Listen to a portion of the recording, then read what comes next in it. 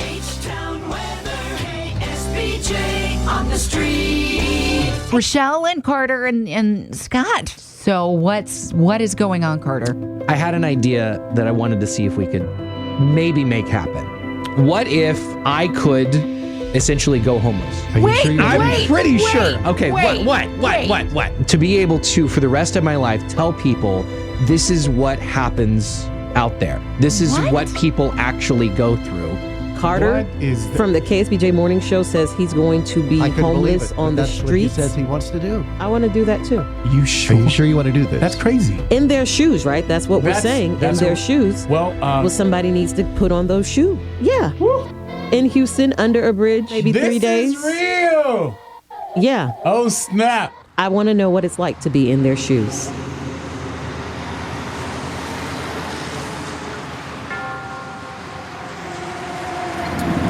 So this is it. We're on our way to downtown Houston and starting it off, and we're actually going to start at the Greyhound bus station, which is what I've been told is kind of ground zero, where a lot of people are, and some good people, some bad people, but at the end of the day, people. I would like to bring awareness to their story, their faces, some of the feelings that they feel that we may just dismiss because we're not feeling it. You know, we don't go through it, and I really want to be able to convey that to my audience and activate them to want to help. At first, we were thrown into what is called Ground Zero, Kush Corner. I've heard about Kush on the news. I have not seen it up close and personal. So when we first got there, right away, there was a fight that was about to break out into the parking lot. Wow, and even talking to the officers that were with us, they said this is not an area to hang out for long. It was 30 people in the parking lot, half of which were under the influence of something. There was one guy that was just kind of, hung over because he was so high. And, we walked out. You can't show fear because we're supposed to blend. You look at people that aren't even looking up, their head is in their hands because they're either passed out from that or just exhausted or emotional. I've never seen that. That was shocking. We ended up running into the Hope van. Kenneth and the Love in Action van. We show up to that fast food restaurant. There's so many people out there, so many people that are high, and they're just handing out water, and everybody appreciates them. I mean, nobody's going to say no to water, whether they've made bad decisions, whether they were born into this, whether they're scamming, whether they're not. Everybody can appreciate water on a hot Houston day. At one point, the guy that was driving the van, I went over and spoke with him, and there was the other gentleman that was really high on drugs, just really hungover, drooling, and he was standing but just looking like he was about to fall. And I told the guy driving the van, like, that doesn't freak you out, that doesn't scare you? And he's like, he's high. We're here to help these people too.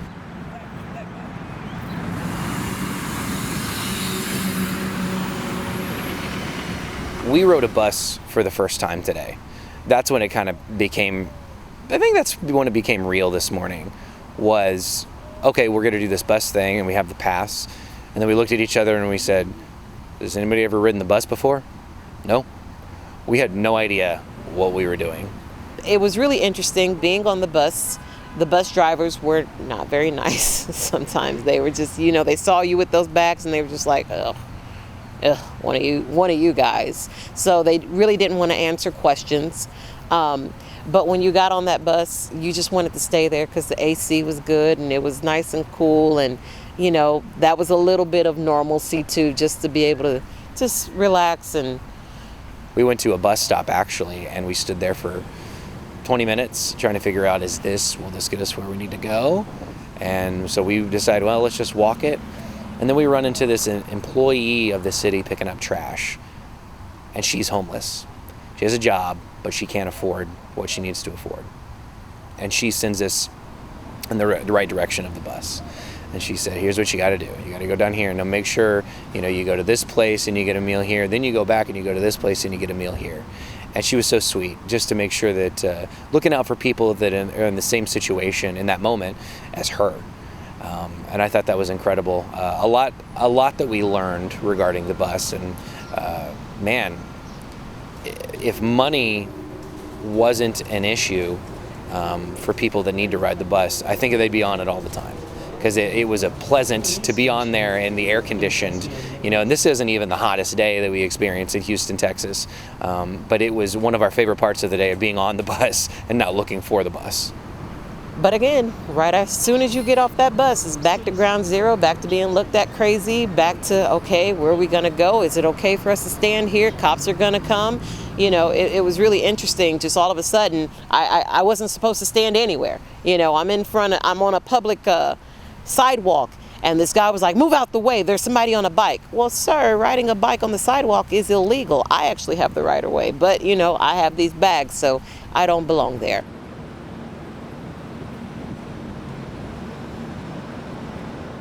We went to Loaves and Fishes for lunch and got a very up close look at what living homeless looks and smells like. Yeah, quite a mixture of people.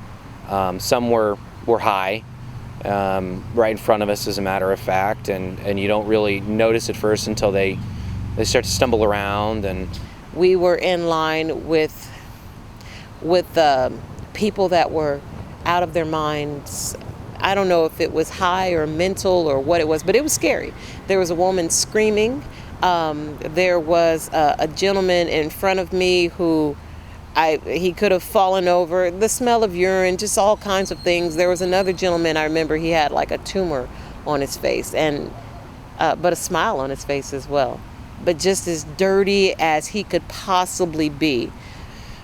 We were welcomed by one individual named Gilbert that, he knew we were new, and he welcomed us and said, we're all part of the, I remember how he phrased it, part of the same cloth, or, we're all the same people, or whatever. And very nice. Sent us in a couple different directions of, here's where you go for this, here's where you go for that.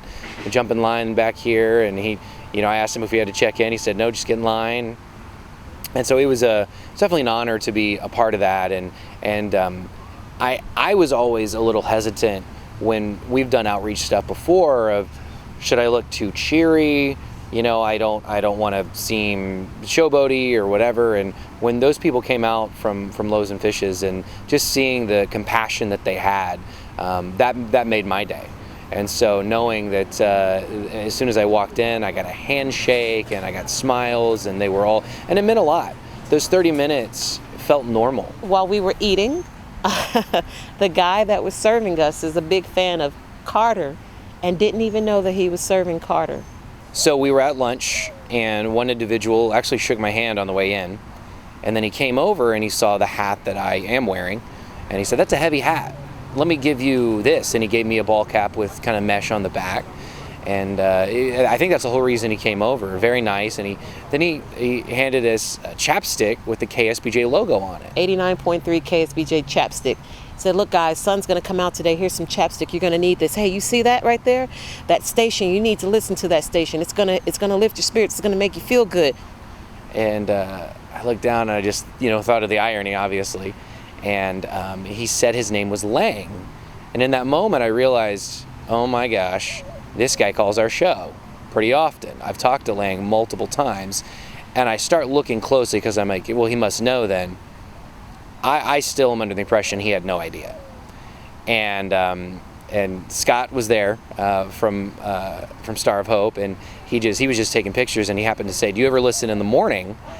And Lane goes, yeah, golly, she just berates him. He gets a beating from her, which is true. It's very true. And I looked up and I think he must know. I don't think he knew.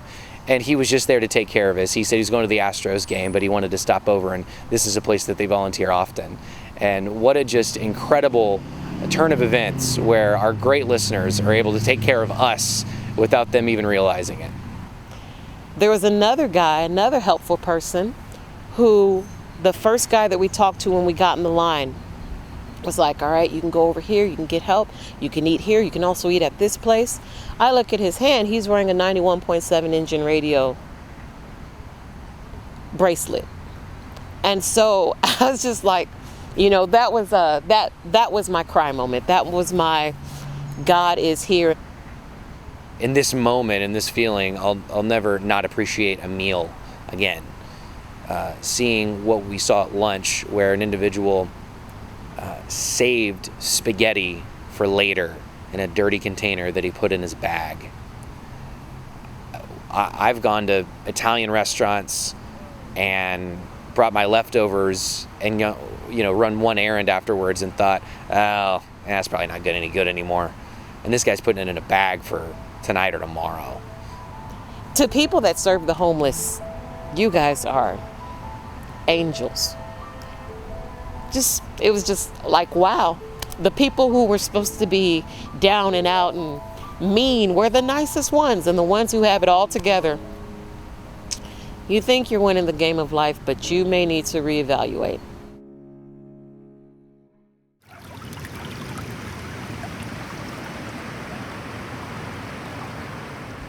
I didn't get a lot of sleep last night, and I anticipate that I probably will not get a lot of sleep tonight. Houston, I believe, is the 4th largest city in the nation, and there's a lot of crime, there's a lot of violence, and as a police officer, that's what we address, and that's what we are here for, is public safety. So that's my role primarily, is to make sure the troops are safe. And like last night, we had a lot of homeless people that were around the camp. One of them fell in the bayou last night, about 3 o'clock in the morning. I am not looking forward to sleeping in the tent. We slid a lot last night, although I probably got the most sleep out of everybody. I think my childhood tactic, I was able to sleep anywhere as a kid. I fell asleep anywhere, and it came true last night, so I got the most sleep. It's a beautiful area, but obviously just at any moment, somebody could just kick us out and tell us to go home, and there's nowhere to go. Lugging everything you own around with you felt like a scarlet letter. It felt like a scarlet letter. Everybody's looking at you. You're homeless. You failed at the game. You screwed up. That's what it felt like. The actual having to carry things, I can deal with that. It was the stares of,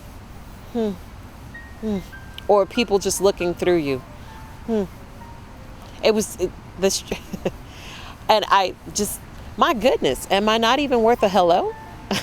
We would actually say hello to people just to see if they would say hello back.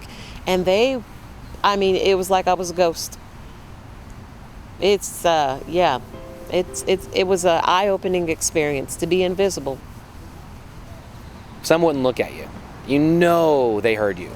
And I've used that before in a group. You're in a big group, and somebody comes up to the group and asks for something.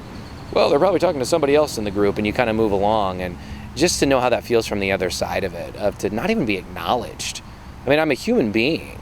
These people on the streets are human beings, and at least a look in the eye and a no, or a look in the eye preferably and a, well, no, but Star of Hope is right around the corner, and they can do a lot more for you than I can. I can't imagine. As a mother, that's your first instinct, is to protect your children. I'm very protective. I'm like one of those helicopter moms. And so having my kids out in a situation where I just have no idea who is around me and what they could possibly do, I wouldn't be able to close my eyes. I would not. If I were a woman in this situation, the first thing I would do is try to get into a shelter. My first thought as a mother is, I've got to get out of this as quickly as possible. I cannot waste any time just for the safety of my children. I have to get out of this. And the only thing that seems to make sense and that is to get with the shelter, like the Star of Hope mission. Just get away, get to a neutral zone where you can think, where they have everything in place for you. You can put your children in school, you can have your babies in daycare, and you can go and just piece things back together the way that you need to. It's quite a bit different once you actually get out there. Responding to a call that takes you 10, 15, 30 minutes, and then you get back in your vehicle and you're back in your own life, basically. It's quite different than spending life in their shoes. And after 3 days, you really understand what it's like to walk in their shoes. I'll tell you this. I would have gone to Star of Hope if I was really in this situation, knowing that there's a bed and you're either cool or you're warm, depending on the season. You got hot meals and you got a situation where you could get out of this, hopefully down the road, the programs and the assistance. For this to be your life every single day, I just, you want to run up to them and say, hey, go to the Star of Hope. We can fix all of this. That's what you want to do. But, ultimately you realize it's up to them. The choice is truly up to them. Being homeless and asking for assistance it's got to be humiliating, because I was doing it as part of the experience, and I know that I don't need whatever I get, but I got nothing. I got absolutely nothing. And that's fine, because the recommendation is to not give people cash, but help them out with the actual need, or point them to Star of Hope. And it was maddening, though. The next time I see a homeless person on the street, I'm going to look them in their eyes. I'm going to say hello. Hey, how you doing? Jesus loves you. Are you okay? Is there anything I can help you with? My goodness, the highlight of my day was just, wow, that person looked at me. They actually looked at us. Or if they didn't have change, instead of just, ignoring you and walking off, they actually would, tap a little bit and at least do that, at least pretend, oh man, I'm sorry, I'm sorry, I don't have anything. We had people that would just, it was like I had dirt all over my face and I was just the most horrible person in the world. And I'm just like, wow, I am just like you. I just am down on my luck today. But you can say hi to me. Just say hi to me. So next time I see a homeless person, that is the least I will do, is just, hello. Hello. I'm so glad that you're back. I'm back. I'm glad that I got a giant hug. You got a giant After smelly this, hug. I'm grateful for a shower. We are back. I am back. Yes. After spending 2 days on the street, living in their shoes, experiencing what it was like to be homeless here in Houston. It's been an eye-opening experience, and just so thankful to Star of Hope and Precinct 1 for helping us put all this together. We were just inspired to do something like this, and, understanding to a degree of what homelessness is like. Without hope, there is nothing. Without Star of Hope mission, a lot of these people have nothing. In your deepest, darkest hour, how important was hope to you? It was everything. There was nothing else. Scott says, do you ever listen in the morning? And Lane goes, oh, yeah. That guy on there takes a beating from her. And I didn't say a word, but I thought, amen! This is completely staged. It's not real. Takes a beating from her. Oh, man, I'll allow it because, well, you smell. Yeah.